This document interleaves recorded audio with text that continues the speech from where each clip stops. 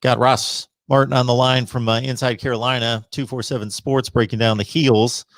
So if we jettison that forward to what's going on right now on campus, or will be very soon, I'm sure they've had workouts, of course, but in terms of spring practice, with 21 in the class of 21, and 12 of those guys will be on campus. I know it starts with this 5-star Keyshawn Silver, fourth-rated strong side defensive end in the country. But, the guys that stand out to you that you really think could pop and make an impact this fall.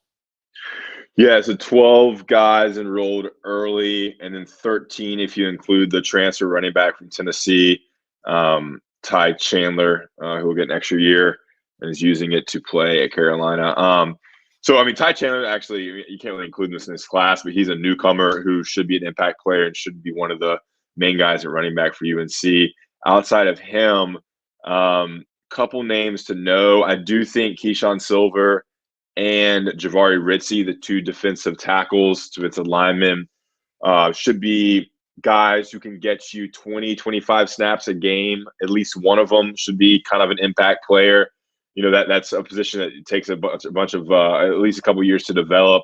So look for at least one of those guys to midway through the season be an impact player.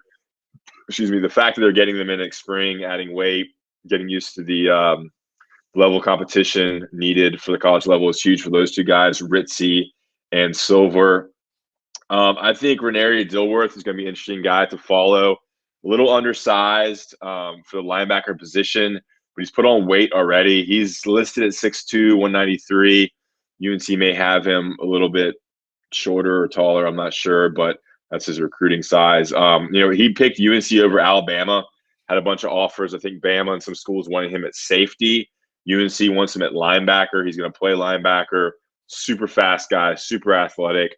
Could be deployed in some third down sets. Just a dynamic athlete that defensive coordinator Jay Bateman is going to find a way to use. The wide receivers could have a chance. J.J. Jones, Gavin Blackwell, Kobe Passor, all enrolled early. That's UNC's probably deepest position. But who knows? You never know when one freshman can kind of break in, and injuries could play a factor there. And then Caleb Hood, he's one of the lower ranked players in UNC's 2021 class, but he's a quarterback who's playing running back in college, super strong athlete. He's the biggest running back on UNC's roster in terms of weight, strength. So I think he's going to be one of the 3 running backs for UNC this season as a rookie.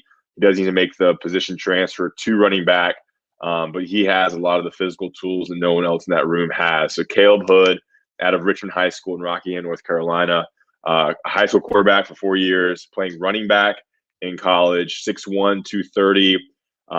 His SPARQ score was off the charts, one of the best in the state. And they really like what he can bring.